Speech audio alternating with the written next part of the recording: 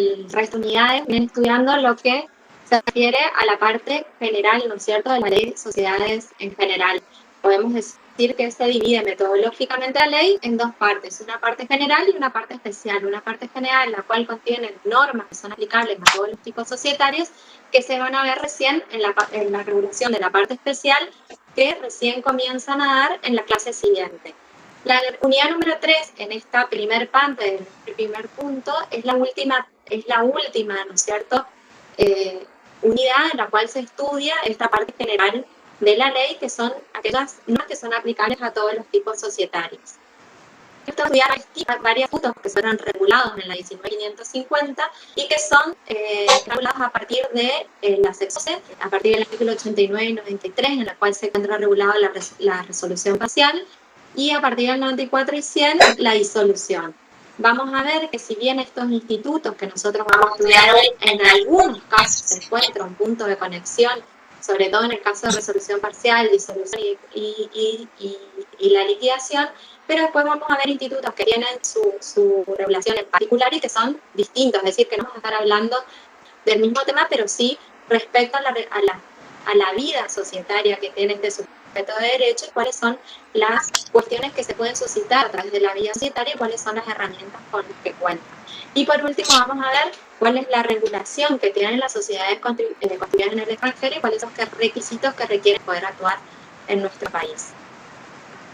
Vamos a ver ya que en el caso de resolución parcial y disolución se encuentran reguladas en una misma acción, sin perjuicio de que vamos a estar hablando de dos institutos cuyos efectos en cada uno de los casos busca o tiene una finalidad diametralmente opuesta. En el caso de la resolución parcial, nosotros no estamos hablando de la extinción de la sociedad, sino únicamente de la extinción del vínculo de uno o de alguno de los socios con respecto de la sociedad, y en el caso de la disolución sí ya vamos a entrar en el fin de este sujeto de derecho, en la extinción de este sujeto de derecho, para pasar a un nuevo instituto, a un instituto que se encuentra regulado en la sección 13, que es la liquidación de la sociedad y el consecuente fin de la personalidad de este sujeto de derecho, con la consecuente inscripción de la cancelación en el registro correspondiente. Profe, buenas tardes, disculpe. Sí. ¿Usted podría grabar la clase? Sí, me olvidé de grabar. Muchas gracias. Ahí está grabando. Perfecto. Entonces, como primera medida vamos a comenzar con la resolución parcial, que es el primer instituto que se encuentra regulado en la sección 12 a partir del artículo 89. Y cuando hablamos de este instituto, decíamos al inicio, ¿no es cierto?, que hablamos de la extinción del vínculo, o sea, puede ser a través de una separación voluntaria o forzosa, ahora vamos a ver cuáles son los supuestos regulados por la ley, de uno o de alguno de los socios con respecto de la sociedad. Esto produce una modificación de contrato constitutivo, atento que se va a modificar el elenco originario de los socios, es decir, la cantidad de socios. Se va a producir la vinculación ya sea de uno o de más socios con respecto a la sociedad. Pero esto no altera, no modifica la estructura de la sociedad y esta puede continuar, ¿no es cierto?, funcionando con el normal desenvolvimiento del ente para la consecución de su objeto, para poder cumplir, ¿no es cierto?, con ese objeto. Este principio, la resolución parcial, este instituto se encuentra fundado, ¿no es cierto?, en el principio de la conservación de la empresa. Y esto tiene que, cuando veamos específicamente la regulación a partir del artículo 89, en realidad a partir del artículo 90, vamos a ver que este instituto se encuentra destinado principalmente para aquellas sociedades denominadas sociedades de personas, aquellas sociedades cuya la calidad de los socios o la persona de los socios tiene una importancia relevante a la hora de la constitución de la sociedad. Y esto tiene que ver, ¿no es cierto?, por la responsabilidad que esos socios adquieren frente a las obligaciones sociales. Por ejemplo, la sociedad colectiva, en la cual existe una responsabilidad solidaria y limitada, aunque subsidiaria, respecto de las obligaciones sociales, hablamos de una sociedad de personas, en la cual los socios, la persona de los socios adquiere una relevancia importante, ¿no es cierto? Entonces, esto de la resolución parcial se fue legislado principalmente para esos tipos societarios, sin perjuicio de que se pueda extender a los otros tipos sociales a través de incorporarlos en el contrato constitutivo, es decir, no de forma legal, sino de manera contractual. Se funda el principio de la conservación de la empresa porque originariamente ante estos tipos societarios en los cuales, por ejemplo, en una sociedad colectiva supongamos, fallecía uno de los socios, eso implicaba la disolución de la sociedad y ahora con la incorporación de la resolución parcial como instituto lo que se prevé es resolver el vínculo respecto de ese socio y que no se altere la estructura societaria. Se apoya en la naturaleza del contrato constitutivo, de la naturaleza de este contrato por el cual se da origen a la sociedad. Que cuando ustedes vieron en la unidad 1 la naturaleza del contrato social, veíamos que es un contrato plurilateral de organización, sin perjuicio de que hoy se encuentra regulada la sociedad unipersonal, ¿no es cierto? Chicos, veo que por ahí están escribiendo en el chat, a mí me figura, pero yo lo que les pido es por ahí que habiliten los micrófonos porque por ahí va a ser más fluido también y por eso no puedo ver porque estoy haciendo la presentación. ¿Qué se busca con la resolución parcial? Decía que evita la disolución, ¿cierto? Porque únicamente se extingue el vínculo respecto de ese socio saliente, que puede ser uno o más socios, ¿no es cierto? Al cual se le da un valor, se le reintegra o se le da, ¿no es cierto?, el valor de su participación social, continuando el funcionamiento de la sociedad previa una modificación del contrato social porque se varía, ¿no es cierto?, la cantidad de socios que tiene la sociedad. Los supuestos de resolución parcial son, tenemos contractuales y tenemos supuestos legales. En el caso de los contractuales, se encuentran regulados a partir del artículo 89, ¿no es cierto?, y es en el cual la ley establece que los socios, primando la autonomía y la voluntad, pueden establecer causales que no se encuentren reguladas, ¿no es cierto?, por la ley. Siempre dentro del marco del orden público y no pudiendo realizar, pactar cuestiones que fueran contra la ley, ¿no es cierto?, siempre dentro del marco del orden público y conforme a la ley. También puede haber supuestos legales, también existe regulado, ¿no es cierto?, supuestos legales. Uno de ellos es la muerte del socio, que se encuentra en el artículo 90, que lo vamos a ver ahora, y también la exclusión del socio en el artículo 91, que vamos a verlo también. Otro de los supuestos, que eso ya lo vieron en la clase anterior, calculo cuando vieron fusión, que también es la posibilidad, que es un retiro voluntario, que está regulado, lo vamos a ver también cuando veamos sociedades anónimas, que es el derecho de receso, que es la posibilidad que tiene el socio que se encuentra en desacuerdo con ciertas decisiones que se tomen dentro de la sociedad, que modifiquen la estructura del contrato constitutivo o del objeto de la sociedad, que le da la posibilidad de poder retirarse, ejercer este derecho de receso y retirarse de la sociedad, teniendo claramente, ¿no es cierto?, llevándose el valor de su participación. Pero eso es otro tema. Hoy vamos a ver las causales que se encuentran reguladas a partir del artículo 89. Causales contractuales, hemos dicho que era uno de los primeros supuestos. En el artículo 89 la ley regula que los socios pueden prever en el contrato constitutivo causales de resolución parcial y de disolución. Vamos a ver que también causales de disolución que no estén previstas pueden estar incorporadas a través del contrato constitutivo. Aquí prima la autonomía de la voluntad, pero con ciertos límites, como habíamos dicho recién, ¿no es cierto?, que es el orden público y dentro de los cánones legales, es decir, no puede ir por fuera de la normativa.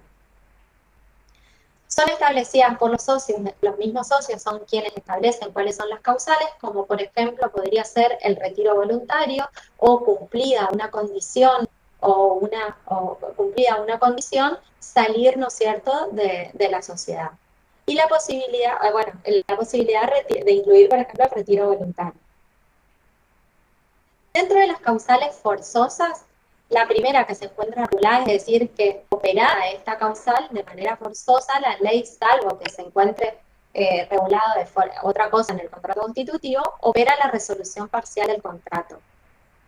La ley establece en el artículo 90, ¿no es cierto?, que las sociedades colectivas, en comandita simple, de capital e industria y en participación, es decir, que en estas sociedades en las cuales las características de estas sociedades son las sociedades de personas, en la cual el sujeto socio hace de vital importancia, sobre todo por la responsabilidad que los socios tienen respecto de las obligaciones sociales. Por ejemplo, en la sociedad colectiva, que es la sociedad de persona por excelencia, en la cual el socio responde de forma solidaria e ilimitada frente a las obligaciones sociales, ¿no es cierto? En estos casos, la muerte de uno de los socios resuelve parcialmente el contrato. ¿Qué quiere decir? Que no entran directamente los herederos, sino que los herederos no pierden participación, pero sí lo que adquieren es el valor de la participación que tenía el causante dentro de la sociedad, pero no ingresa a la sociedad.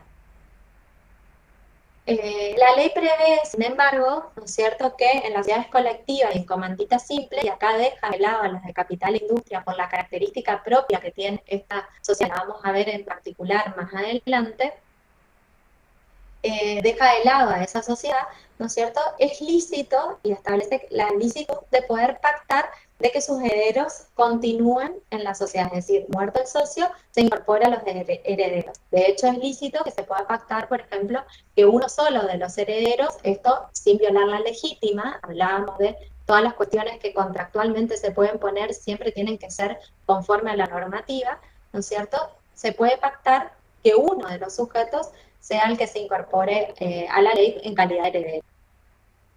Bueno, decíamos que en la sociedad colectiva y en comandita simple es lícito pactar que la sociedad continúe con sus herederos. Este pacto, dice la ley, obliga a los socios, a la sociedad y obliga a los herederos, ¿no es cierto? Es decir, sin la necesidad de realizar un nuevo contrato constitutivo, sino que pasa a formar parte de la sociedad en la misma calidad del causante, es decir, del socio que ha fallecido. Pero la ley, esto fue muy discutido, pues decíamos que contractualmente nosotros podemos prever ciertas cuestiones, pero siempre el contrato se circunscribe a las partes que se obligan. Yo no puedo obligar a terceros, y en este caso, en el caso de decir, bueno, yo pacto que mis herederos ingresen, estaríamos obligando a un heredero a incorporarse, pero lo que se entiende es esta normativa a la luz de todo el derecho. Y lo que bien dice es, no se está violando ninguna, no está yendo en contra de ninguna ley, y los herederos siempre se encuentran salvaguardados, ya que no solo que la ley societaria les da la posibilidad de convertir su participación, transformarla en comanditaria, es decir, limitando su responsabilidad.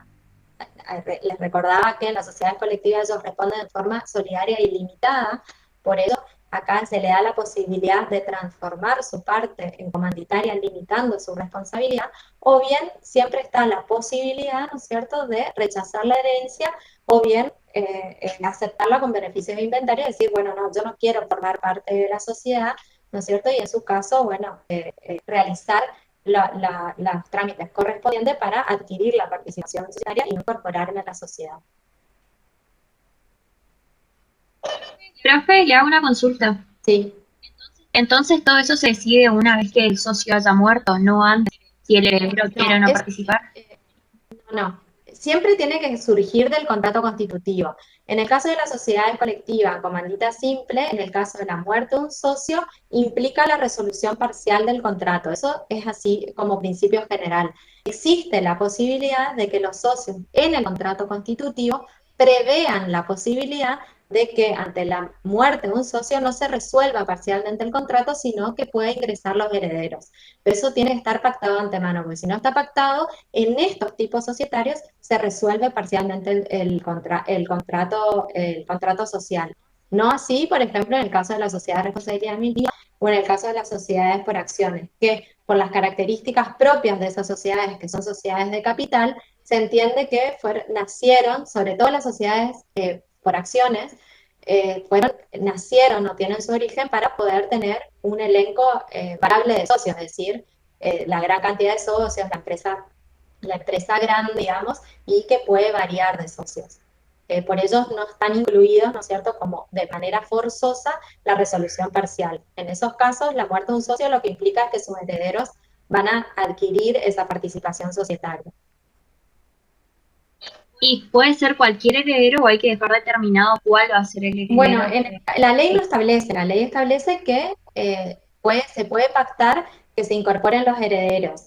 La doctrina dice que no necesariamente tienen que ser todos los herederos, sino que se puede establecer un heredero en particular. Lo que pasa es que esto no puede ser que viole la legítima, es decir, en el derecho sucesorio existe una normativa en la cual las personas tenemos disponibilidad de una X cantidad de porcentaje de nuestro patrimonio para poder disponer libremente. Si en ese caso no existe una violación de la legítima y el resto de los herederos no se ve afectado, no habría ningún problema, pero eso tiene que estar a la luz del ordenamiento en general, ¿no es cierto? Gracias, profe. En el caso de la muerte de un socio, habíamos dicho que los herederos pueden, en el caso del pacto de la continuación, pueden condicionar su incorporación a la transformación de su parte en comanditaria, es decir, que limiten su responsabilidad frente a las obligaciones sociales, o pueden repudiar la herencia, por ejemplo, que eso viene ya del derecho sucesorio, no acá en el derecho societario, que es lo que estamos estudiando. Habíamos dicho que en el caso de las sociedades anónimas no se encuentran incorporadas en esta regulación porque son sociedades de capital que originariamente tienen origen, ¿no es cierto?, en la variación de los socios, es decir, el socio, la calidad de socio, la persona del socio no es de relevancia, no es de gran relevancia, sino el capital. En esos casos, por eso la muerte de uno de los socios no afecta, ¿no es cierto?, esa estructura societaria y por tanto no está incorporada. Sin perjuicio de la cual, en nuestro entorno, la mayoría de las sociedades anónimas que se constituyen generalmente son sociedades de familia que quieren limitar, ¿no es cierto?, el ingreso de otras personas a esta sociedad. Y por tanto, no existe la posibilidad de que se pueda pactar a través del artículo 89, ¿no es cierto?, una causal distinta a las reguladas. Y en este caso se podría incorporar de forma contractual, ¿no es cierto?, que ante la muerte de un socio se resuelva parcialmente el contrato. En el caso de las SRL, las dejamos fuera porque en el caso de la incorporación de los herederos a la sociedad, existe una regulación específica en el artículo 155. Otra de las causales forzosas es la exclusión del socio. El artículo 91 establece que cualquier socio en las sociedades mencionadas en el artículo anterior, es decir, las sociedades colectivas, comandita simple, capital e industria, y acá incorpora a las sociedades de responsabilidad limitada y a los comanditados en las comanditas por acciones, pueden ser excluidos si los comanditados en las comanditas por acciones son aquellos socios que responden como socios de la colectiva, es decir, en forma solidaria y limitada. Porque en ese tipo societario, vamos a ver cuando lo veamos más adelante, tiene dos tipos de socios, un socio que responde en forma limitada y un socio que responde en forma ilimitada. En estos casos pueden ser excluidos, ¿no es cierto?, sin mediar justa causa. Es nulo el pacto en contrario. Es decir, que ellos en el contrato constitutivo no pueden establecer una cláusula que diga que no se lo puede excluir aunque mediare una justa causa. ¿Qué entiende la ley por justa causa? Lo define en el artículo, en ese mismo artículo, en el párrafo siguiente. Y establece, habrá justa causa cuando el socio incurra en grave incumplimiento de sus obligaciones y también existirán los supuestos de incapacidad, inhabilitación, declaración en quiebra, concurso civil, eso no puede derogar concurso civil, sino únicamente declaración en quiebra, salvo en la sociedad de responsabilidad limitada. La ley establece un criterio general, ¿no es cierto?, que le da amplia discrecionalidad al juez, solamente esto se tiene que establecer a partir de una resolución judicial, es decir, debe ser declarado judicialmente y comprobar de que realmente existió una justa causa que lleve a la exclusión del socio.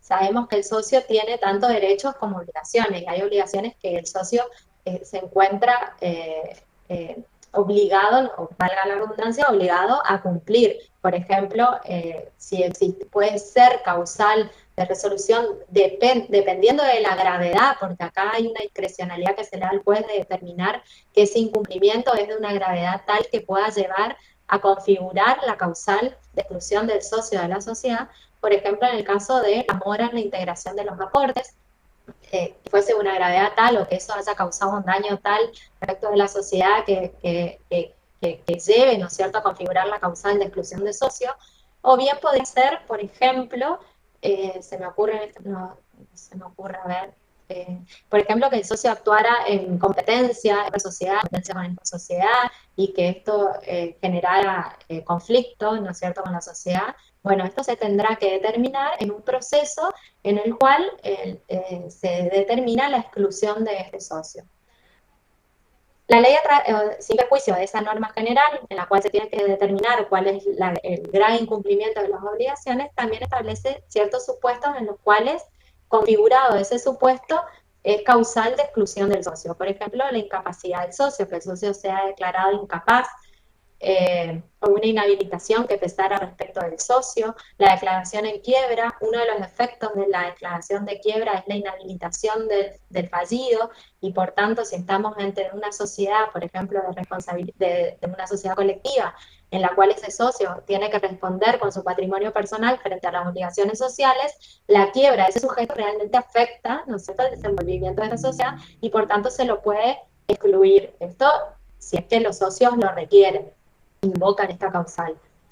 Salvo la sociedad de responsabilidad limitada, en estos casos lo deja salvo porque en la sociedad de responsabilidad limitada los socios responden de forma limitada por las obligaciones sociales. Sin perjuicio de que lo deja fuera, volvemos al artículo 89, en la cual se pueden incluir causales de resolución parcial que no se encuentran reguladas, y a través del artículo 89 lo podemos incluir vía contractual tanto en las sociedades de responsabilidad limitada como en las sociedades por acciones.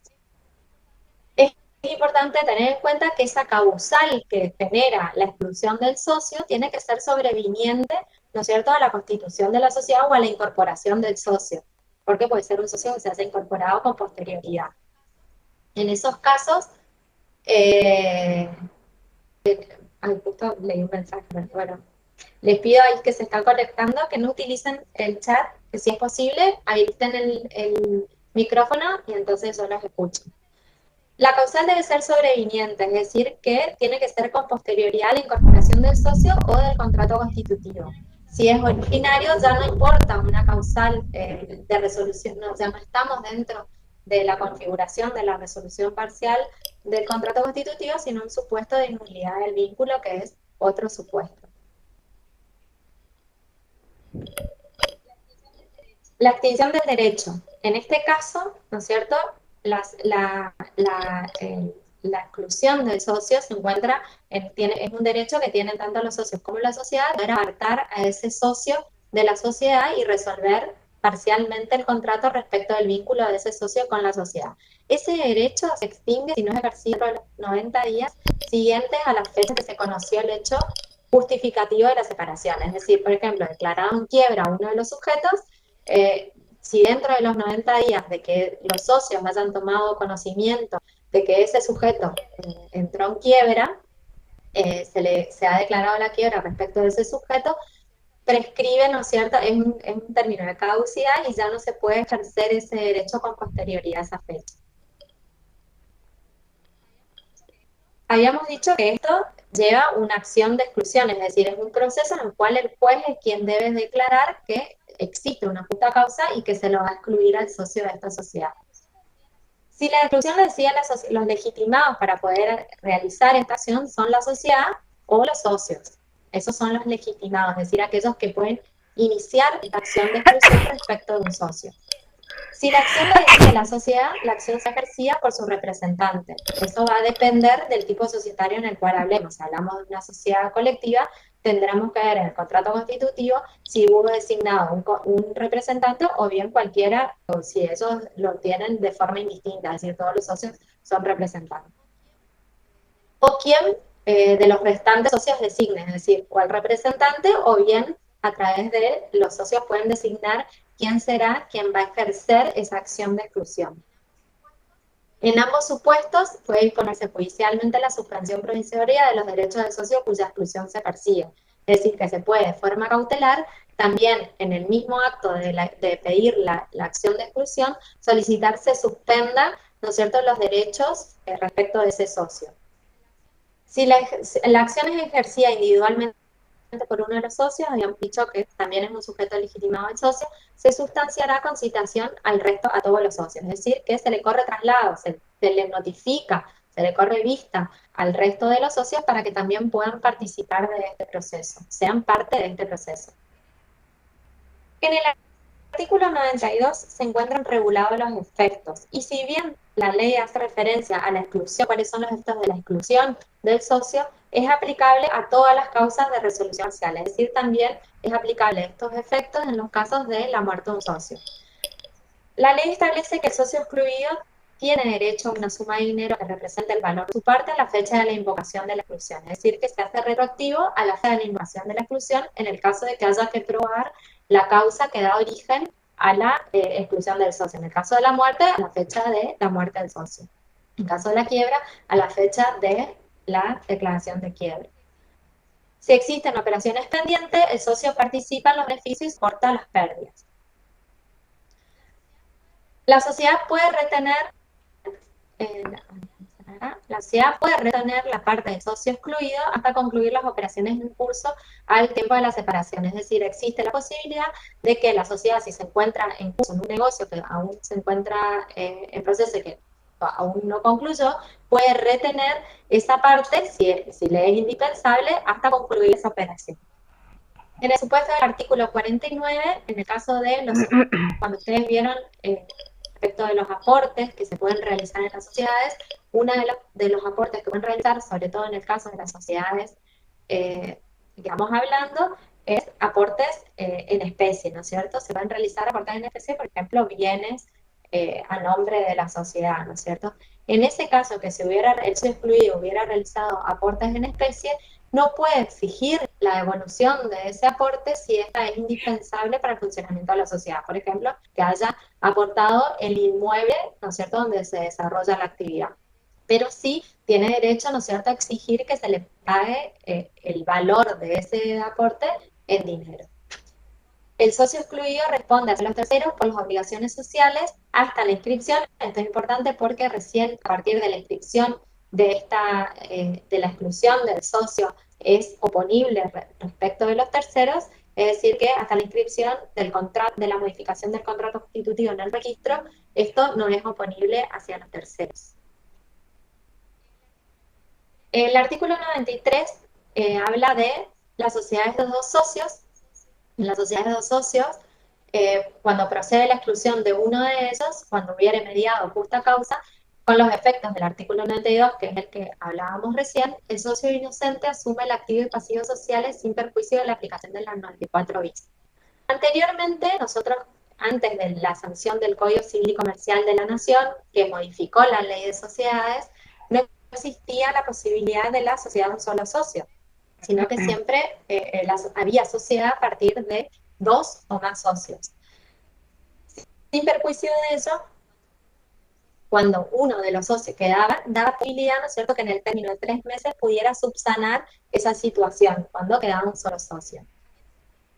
Habiéndose modificado la ley y habiendo sacado como causal de disolución la reducción a 1 del número de socios, la ley incorpora un artículo 94, que es el artículo 94 bis, en la cual establece una especie de transformación forzosa. Ustedes vieron transformación en la clase pasada, pero de una transformación voluntaria. Esta es una transformación forzosa, en la cual si en el término de 3 meses aquellas sociedades que se encuentran establecidas en este artículo, que son comandita simple o comandita por acciones o capital industria, que no es casualidad, pero que es casualmente las sociedades en las cuales tienen dos tipos de socios y que requiere necesariamente que existan dos socios, ¿no es cierto? Si en el término de 3 meses no disuelve, se transforma de pleno derecho en sociedad anónima unipersonal. Pero que deja fuera a las sociedades de responsabilidad limitada, a la sociedad anónima y sociedad colectiva, que ahora vamos a ver más adelante, que acá existe opiniones encontradas en la doctrina de qué sucede con estas sociedades cuando se reduce al número a 1 la cantidad de socios de la sociedad. Y así pasamos a la disolución. Nosotros decíamos que estábamos hablando de la resolución parcial, que es un instituto en el cual únicamente estamos hablando de la disolución del vínculo de uno de los sujetos con respecto a la sociedad, pero manteniendo la estructura de la sociedad. En el caso de la disolución, ya estamos hablando de la disolución de la sociedad y consecuente apertura del proceso de liquidación para poner fin a este sujeto de derecho que se ha creado. La disolución termina con la extinción de la sociedad como persona jurídica, es decir, da inicio a un proceso liquidativo que es tendiente a realizar el haber social para cancelar las deudas y repartir, en el caso de que hubiese un remanente, entre los socios y cancelar la inscripción. Pero esto le da fin, ¿no es cierto?, a la existencia de la persona jurídica de esta sociedad, al sujeto de derecho, a la sociedad como sujeto de derecho. La ley establece causales de disolución que se encuentran reguladas en el artículo 94 sin perjuicio de que habíamos mencionado que a través del artículo 89 se pueden incorporar otras causales que no están reguladas por la ley, siempre dentro del marco de la ley, ¿cierto? La ley establece que la sociedad se disuelve por decisión de los socios, por expiración del término por el cual se constituyó, es decir, que la ley es por tiempo de la ley, el contrato constitutivo, cuando vieron los requisitos para poder constituir una sociedad, establece que tenemos un tiempo determinado, por el cumplimiento de la condición a la cual se subordinó su existencia,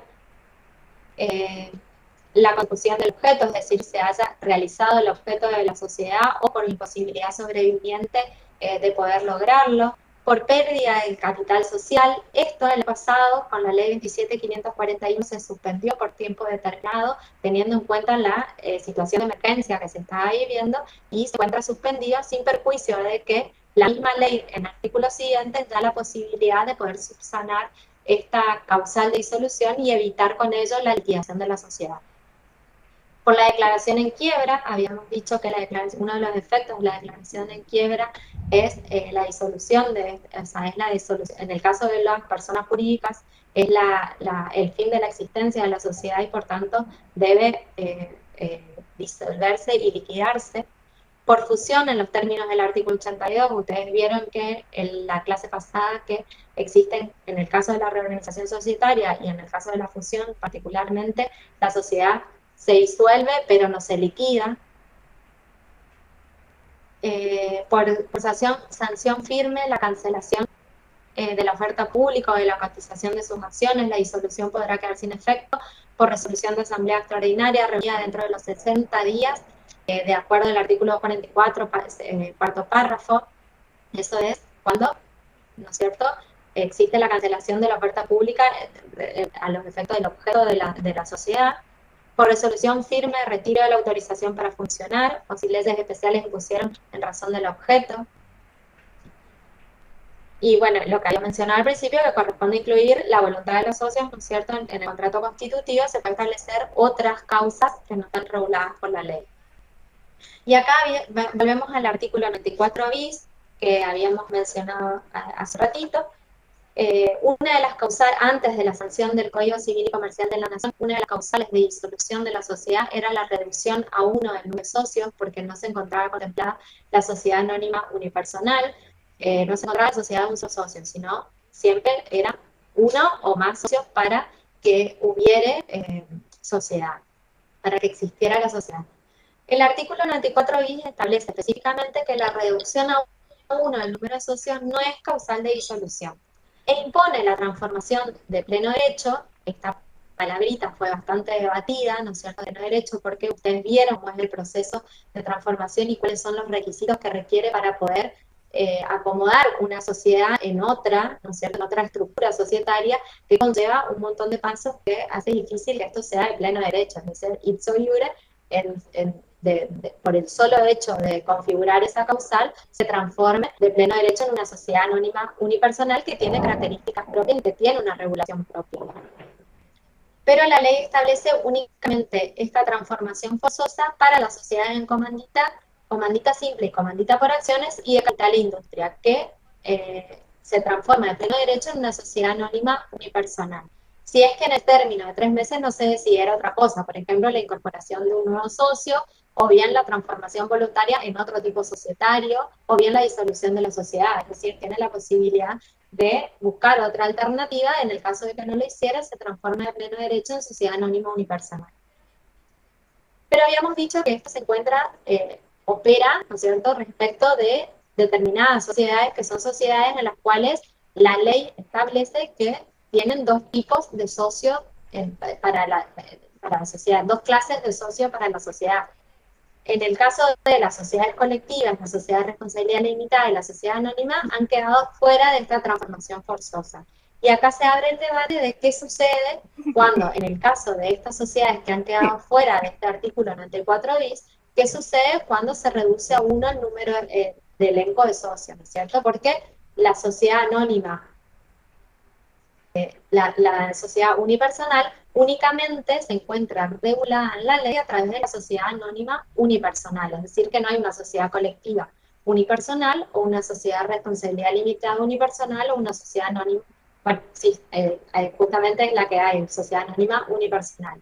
La doctrina tiene varias opiniones. En algunos casos sostienen que si dentro del término de 3 meses no subsanan esta cuestión incorporando un nuevo socio o disolviendo voluntariamente la sociedad, porque habíamos dicho que conforme al artículo 94, ya la reducción a 1 no es más una causal de disolución, por tanto que haya quedado conformada una sociedad de responsabilidad limitada en un solo sujeto no es causal de disolución, pero tranquilamente puede de forma voluntaria solicitar la disolución de la sociedad o transformarla voluntariamente en otro tipo societario o incorporar un nuevo socio.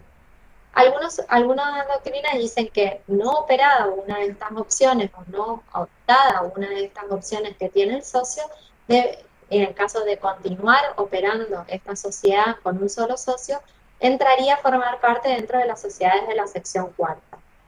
Otra parte de la doctrina dice que al ser esta reducción a 1 el número de socios, al ser sobreviniente, es decir, no es originaria desde la Constitución, sino que es por una causal posterior y es sobreviniente a la constitución de este contrato constitutivo, quedaría, ¿no es cierto?, como quedaría con el tipo societario que continúa actuando con un solo socio.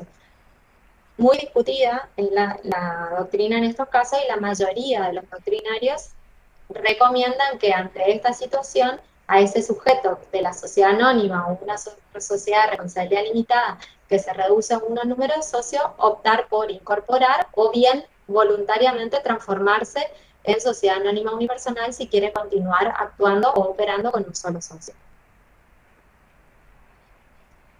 Habíamos dicho que es causal de disolución, ¿cierto? El vencimiento del plazo por el cual fue constituida esa sociedad. Pero existen dos institutos en los cuales podemos evitar, ¿no es cierto?, que se llegue a la causal de disolución, que es a través de la prórroga, o bien operada la disolución de la sociedad por el cumplimiento del tiempo para el cual fue constituida, a través de la reconducción. En el caso de la prórroga se encuentra regulado en el artículo 95 e implica la prolongación del tiempo del plazo del contrato social, es decir, que se extiende la vida de la sociedad. Esta decisión, a los fines de poder encuadrarse dentro del artículo 95, es decir, dentro de la prórroga, debe tomarse antes de que expire el plazo por el cual la sociedad se constituyó y debe inscribirse con anterioridad al plazo, ese periodo de prórroga. Ese es el requisito para poder prorrogar, ¿no es cierto?, el plazo. La ley establece que requiere unanimidad el órgano de gobierno, a través del cual se toman las decisiones del ente, debe pedirse la prórroga o debe decidirse la prórroga por unanimidad, salvo que en el contrato constitutivo se hubiera pactado otra mayoría que se requiera, ¿no es cierto? Y excepto también lo dispuesto en las SRL y en las sociedades por acciones, que cuando veamos esos tipos en particular vamos a ver que estos casos se encuentran incluidos dentro de los supuestos especiales y que requieren una mayoría especial para poder ser aprobados.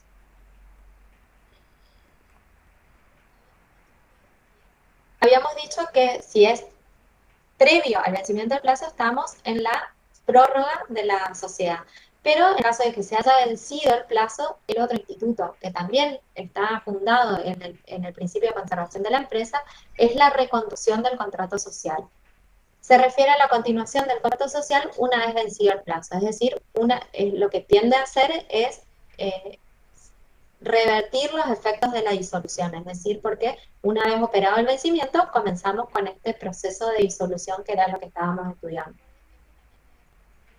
Esto también debe decidirse por decisión unánime de los socios, salvo que por contrato constitutivo se hubiera pactado una mayoría diferente, y lo dispuesto por las sociedades por acciones y SRL, que a lo mismo que en el caso anterior, se encuentra incluido dentro de los supuestos especiales y tienen una mayoría específica, ¿no es cierto?, cuando se regulan esas sociedades.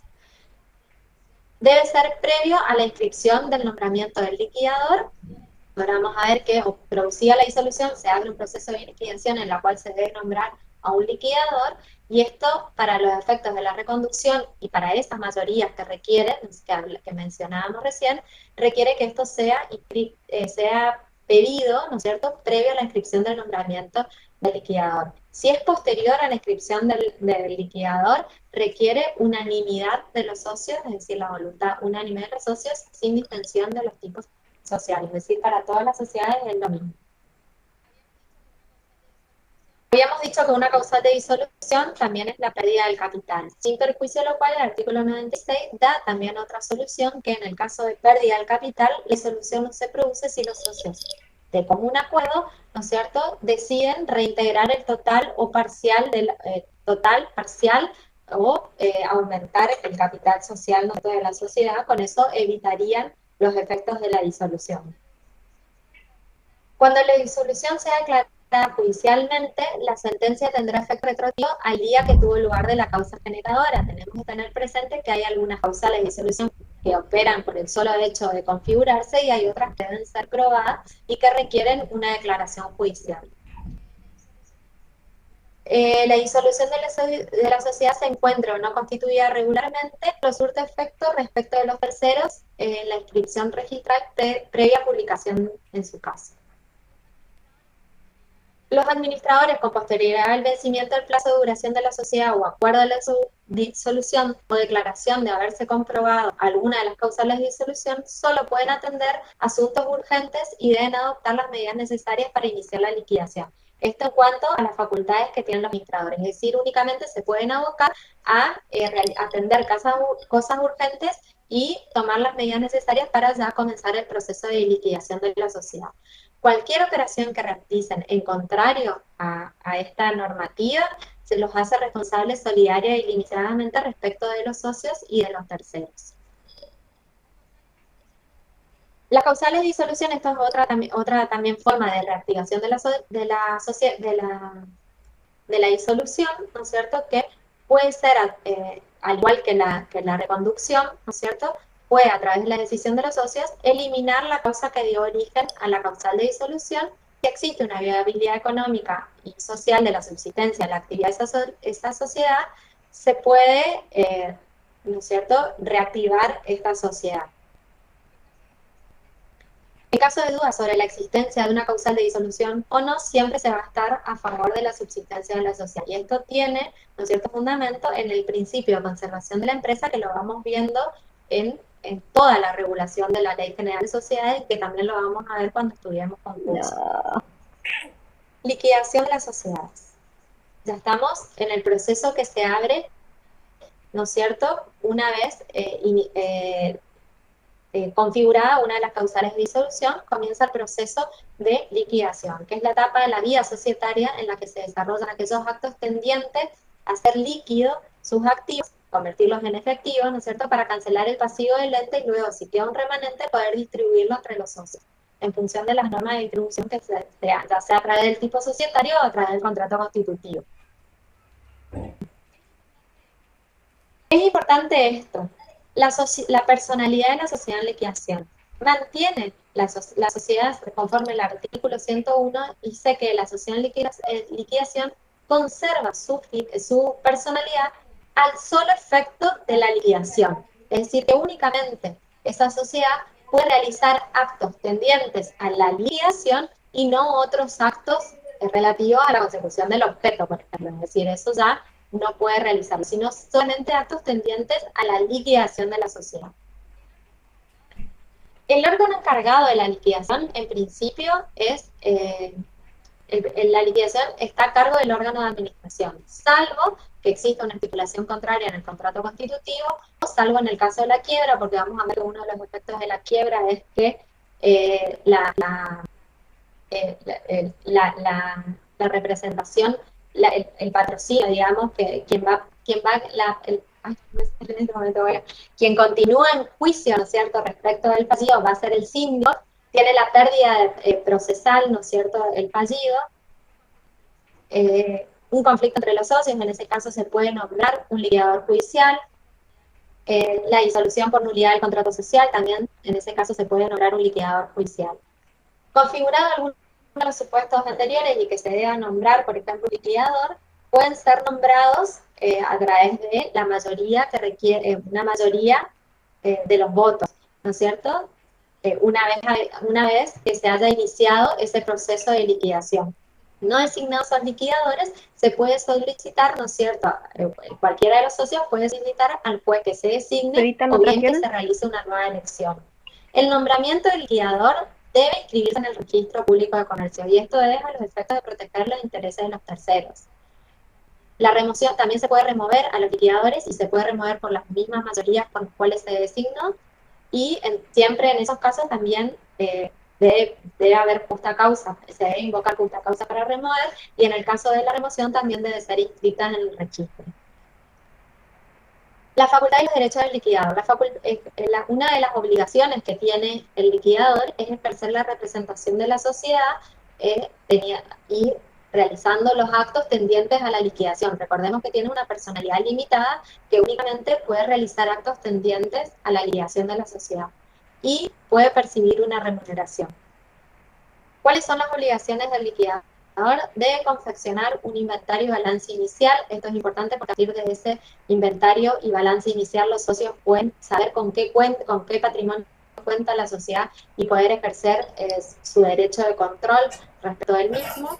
En el caso de que no lo hiciera, la ley es muy dura para sancionar al liquidador y lo persigue puede configurar una causal de remoción y pierde el derecho a una remuneración, ahí dice remoción pero es remuneración. Informar a la socia sobre el estado de la liquidación. Él actúa en carácter de representante de la sociedad y por tanto debe actuar empleando la denominación o razón social de la sociedad con el aditamento en liquidación, es decir, habíamos dicho que las sociedades actúan con el aditamento, teniendo en cuenta SRL, SA, más el aditamento en liquidación, bajo el percibimiento, ¿no es cierto?, de responder solidaria y limitadamente por los daños ocasionados por su actuación sin informar, ¿no es cierto?, que esa sociedad se encuentra en liquidación. Seguir las instrucciones del socio para realizar los quites liquidatorios.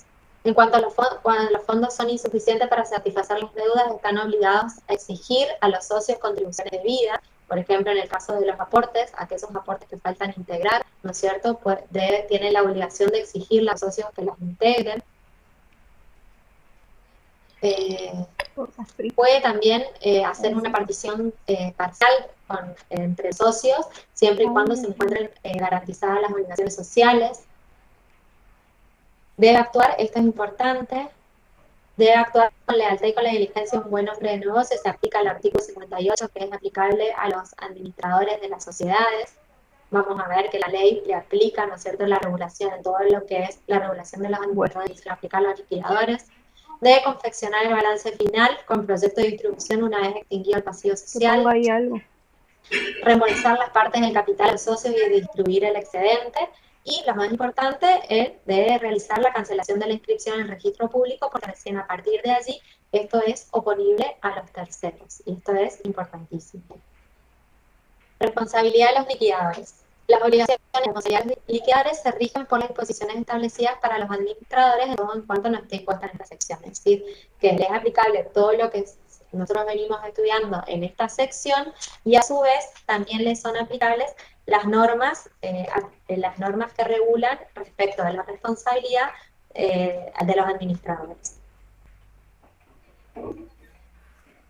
En el reembolso de capital y distribución del remanente entre los socios, normalmente se venden los bienes sociales y el socio recibe en dinero, ¿no es cierto? Es decir, no reciben los bienes. Pero si hay acuerdo de parte, podrían recibir los bienes, ¿no es cierto?, entre ellos, si es que existe un acuerdo. los socios no tienen derecho a pedir la restitución del bien que se aportó en propiedad de la sociedad, porque recuerden que una vez que se aporta el bien a la sociedad, ¿no es cierto?, pasa a ser la titularidad pasa a nombre de la sociedad, sin perjuicio de que él no pierde, ¿no es cierto?, esa participación y puede solicitar el reembolso de acuerdo a su participación dentro de la sociedad. La cancelación de la inscripción en el registro público implica la extinción de la personalidad jurídica del ente, es decir, la extinción, el fin de este sujeto de derecho, la extinción de la sociedad. Y debe cancelarse en todos los lugares en los cuales la sociedad liquidada tenga una sucursal.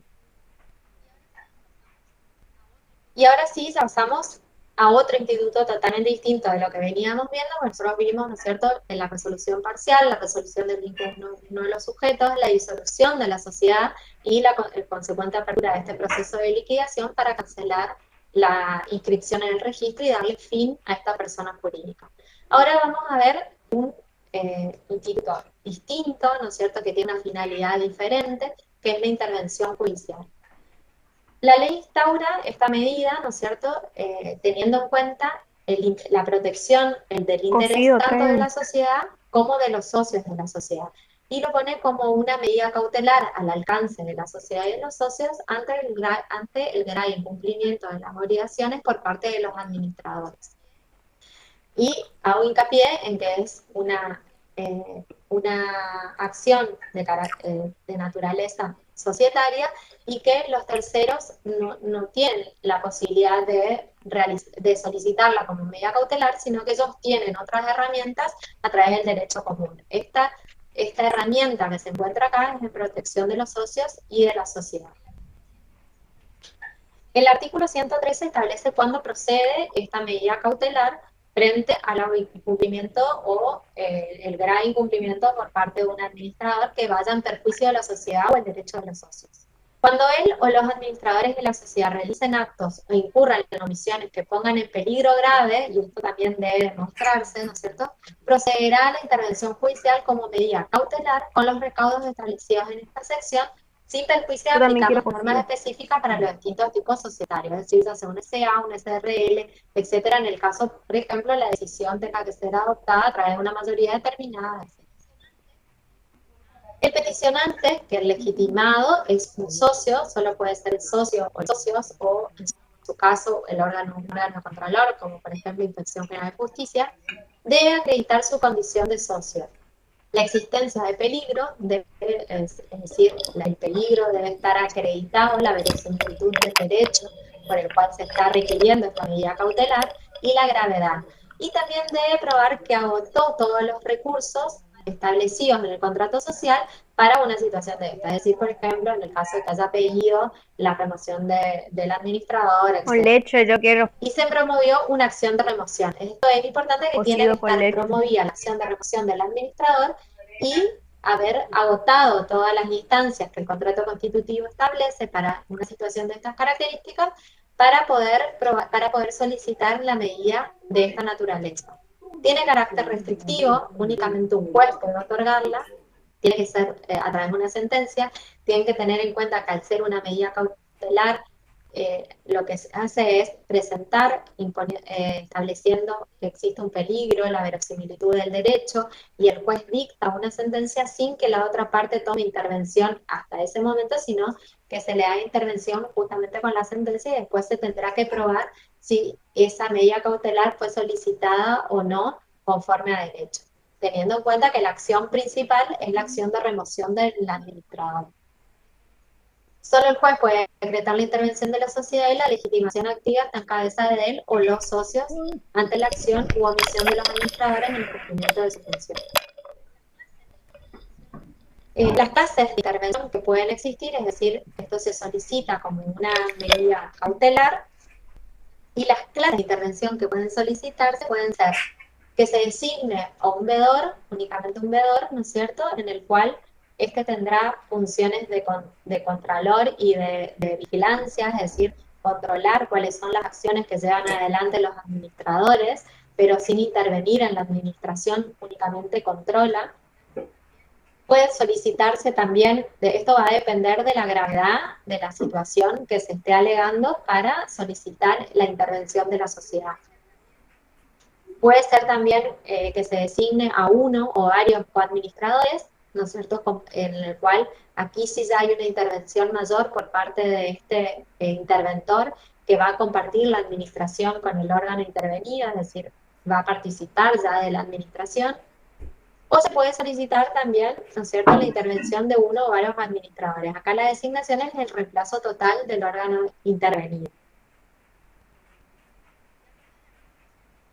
De acuerdo al artículo 115, el juez fija la misión que deberá cumplir y las atribuciones que asigne de acuerdo con sus funciones, sin perjuicio de que, dependiendo si se establezca que es un veedor, un administrador o un coadministrador, ya tenemos la pauta de cuáles son un poco las funciones que van a llevar adelante estos interventores, ¿cierto?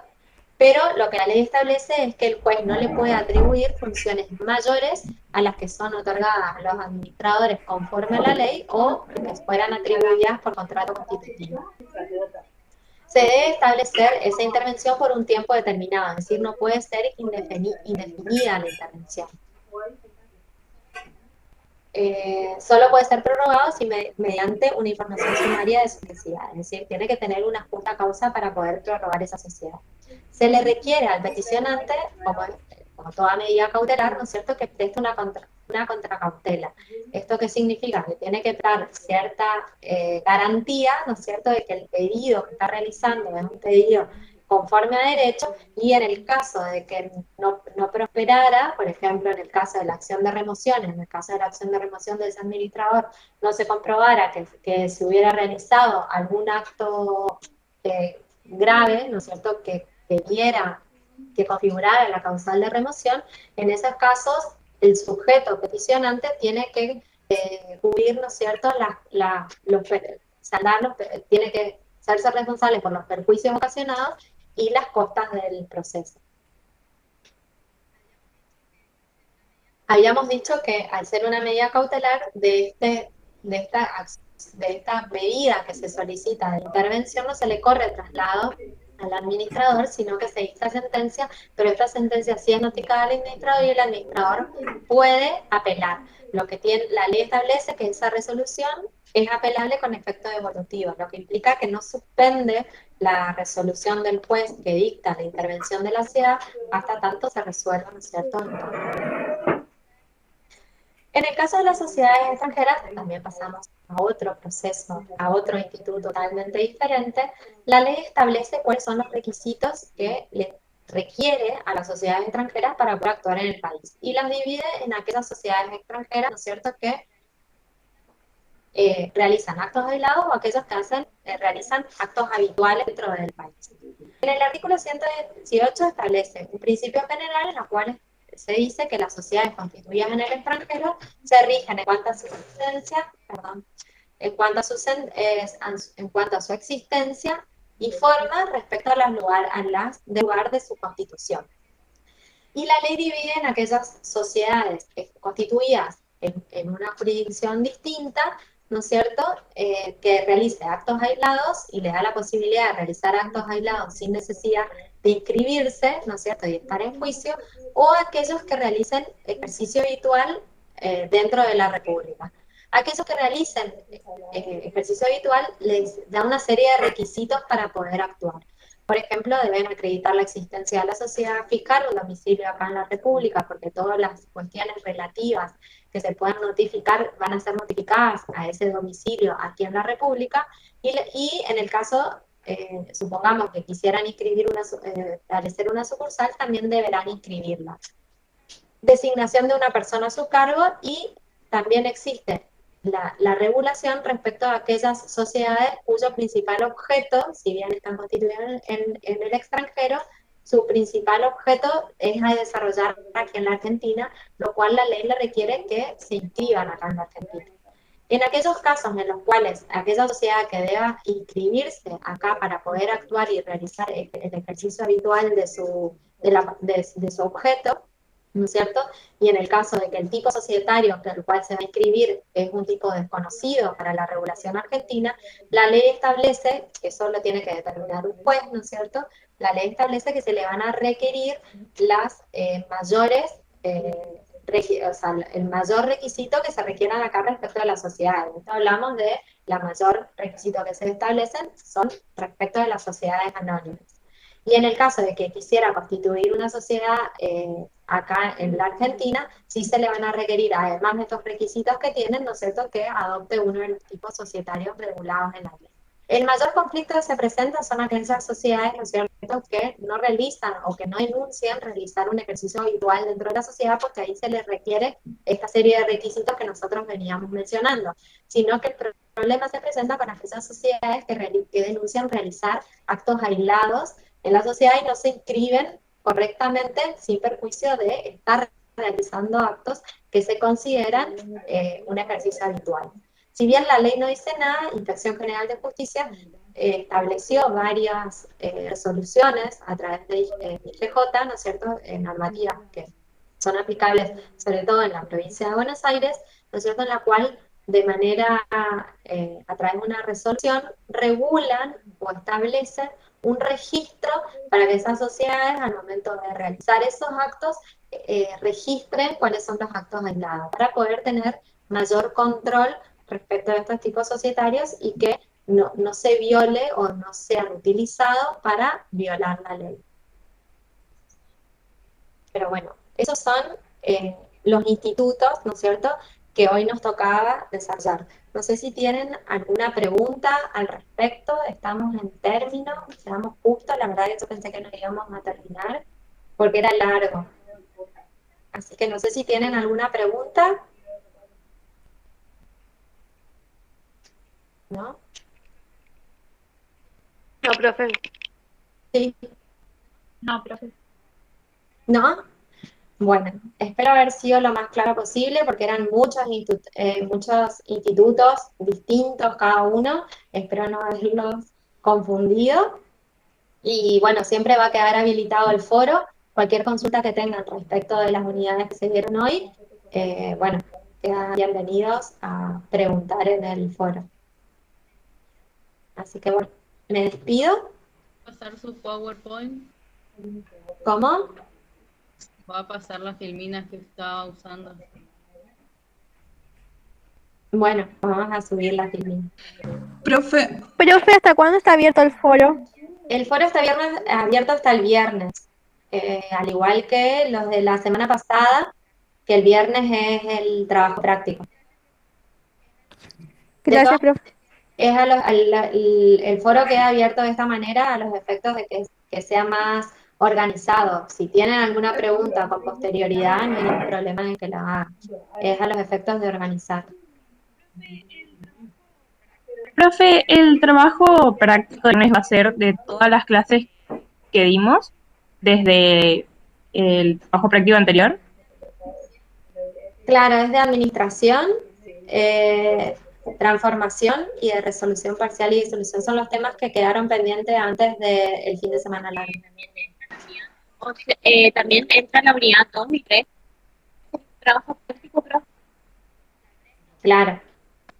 La 3 no completa, porque sociedad colectiva todavía, la dan el miércoles, así que entraría la misma.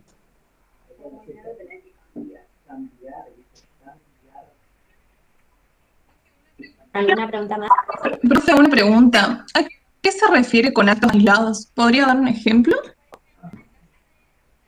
Por ejemplo, en el caso de Inspección General de Justicia, determinó que la regulación, por ejemplo, de algunas sociedades que venían acá y realizaban, sociedades extranjeras, que realizaban actos aislados acá en Argentina, como por ejemplo el alquiler de inmuebles o la compra y venta de un inmueble. Eso sería, por ejemplo, un acto aislado.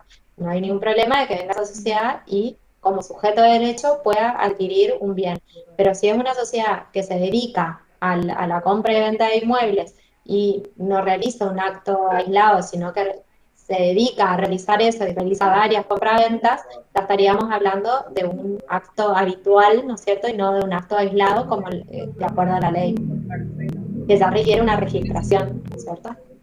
Ahí está, gracias, profe.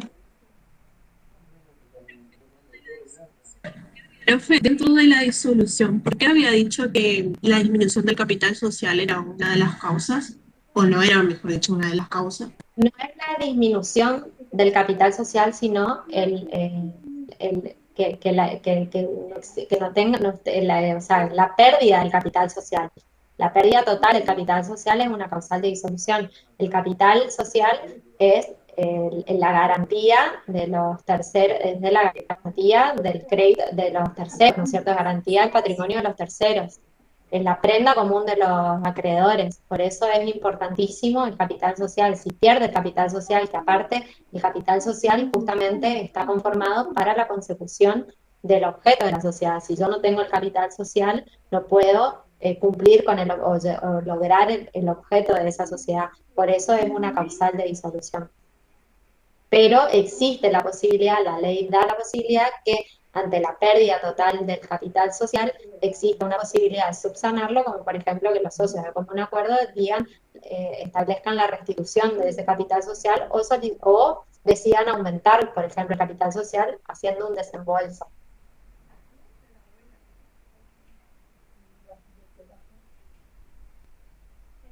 ¿Alguna otra pregunta?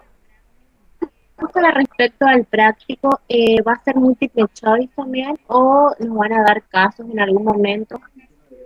Va a haber casos, pero va a ser de resolución automática. Va a haber la modalidad de casos, pero a través de la resolución automática. O sea, siempre va a ser un multiple choice o verdadero o falso, pero va a haber casos prácticos. Gracias.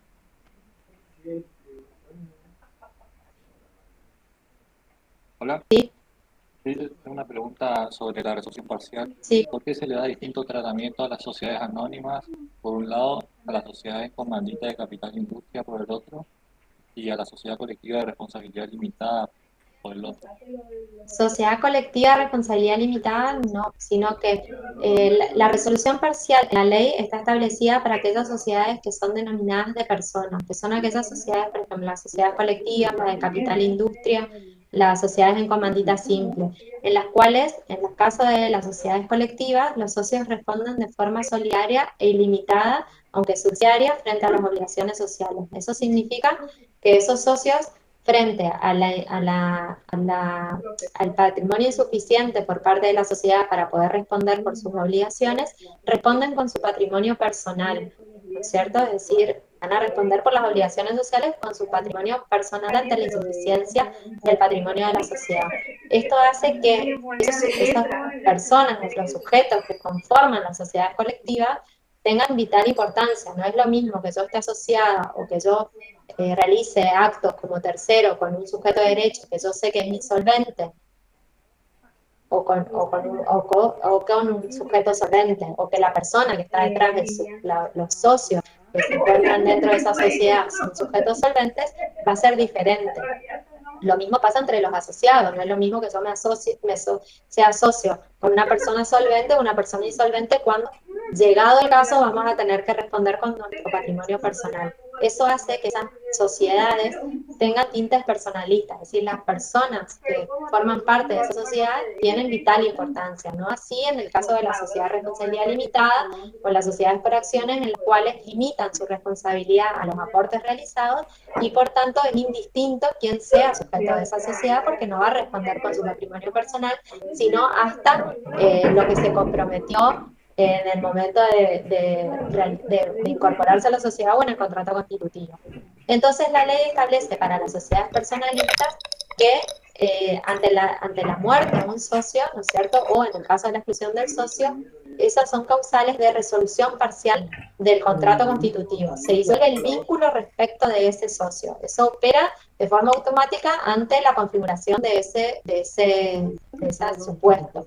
No pasa así con las SRL o las sociedades anónimas. En esos casos no hay problema, como yo les decía, a través del artículo 89, de incorporarlo de forma contractual. Pero la ley no los prevé, no está previsto en la norma como supuesto de forma automática, ya que las sociedades anónimas por ejemplo, fueron pensadas para las grandes empresas y la modificación del elenco de socios les es indistinta. ¿Se entiende? Sí, pero yo lo que quería saber era, en el caso de la sociedad anónima, si se da la resolución parcial, pasa a funcionar directamente como una sociedad anónima unipersonal. ¿Cómo? Que si la sociedad anónima, habíamos dicho que si se da la resolución parcial, pasa a funcionar directamente como una sociedad anónima unipersonal. ¿No? No, lo que yo mencioné fue en el caso de cuando queda un solo socio, que es el supuesto del artículo 94 bis. Cuando en el caso de las sociedades de participación, no, las sociedades de capital e industria, en el caso de las comanditas simples, que son sociedades o comanditas por acciones, que son sociedades en las cuales, vamos a ver más adelante, tienen dos clases de socios de esas sociedades, o sea que necesariamente tiene que tener dos socios. El socio industrial, el socio capitalista, en el comandita está el comanditario y el comanditado, y lo mismo en la comandita simple, es decir, tiene dos clases de socios y que responden de forma diferente esos socios. Hay socios que responden de forma solidaria y limitada y de fondo hay socios que limitan su responsabilidad. En esos casos la ley establece que ante la reducción a 1 del número de socios, la ley establece que si en el término de 3 meses no subsana esa situación, ¿no es cierto?, se transforma de pleno derecho en sociedad anónima unipersonal. Deja fuera a la sociedad de responsabilidad limitada, a la sociedad anónima y a las sociedades colectivas. Sí, está bien, pero lo que quería saber yo era por qué para las sociedades anónimas no le da esa posibilidad de, en el plazo de 3 meses, incorporar a nuevos socios. O sea, yo tengo acá que yo les dije, eso fue una cuestión metodológica que se estableció, el legislador lo hizo de esta forma y queda ahí una laguna jurídica que no está resuelta y por eso yo les di cuáles son las opciones que doctrinariamente se establecen, porque no está la resolución legal por la cual diga el por qué, cuáles son las opciones que doctrinariamente se ven ante esa situación de por qué se dejó fuera a la sociedad de responsabilidad limitada, a la sociedad anónima y a las sociedades colectivas. puede ser por una jurisprudencia, por ejemplo, que se haya dado así. No, porque este artículo 94 bis fue incorporado con la sanción del Código Civil y Comercial de la Nación. Se dice que en el proyecto de modificación se encontraba que podían ser sociedades unipersonales, es decir, la SRL, la SA, la S. Y cuando se estaba por sancionar, se modificó eso y se estableció únicamente el tipo societario unipersonal, la sociedad anónima unipersonal.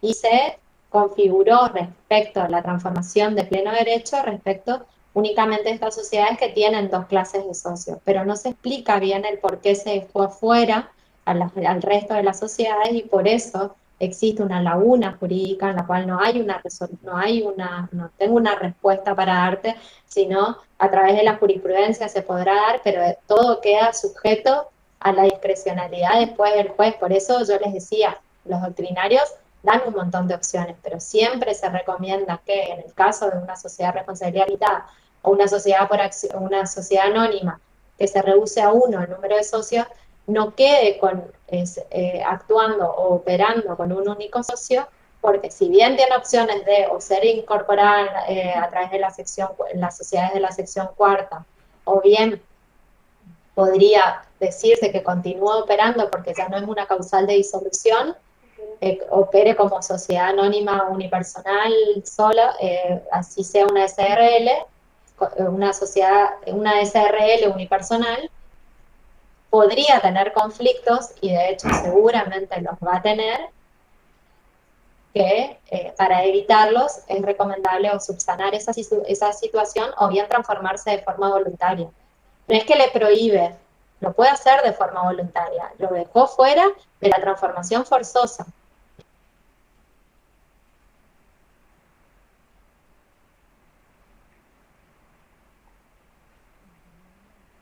Bueno, gracias.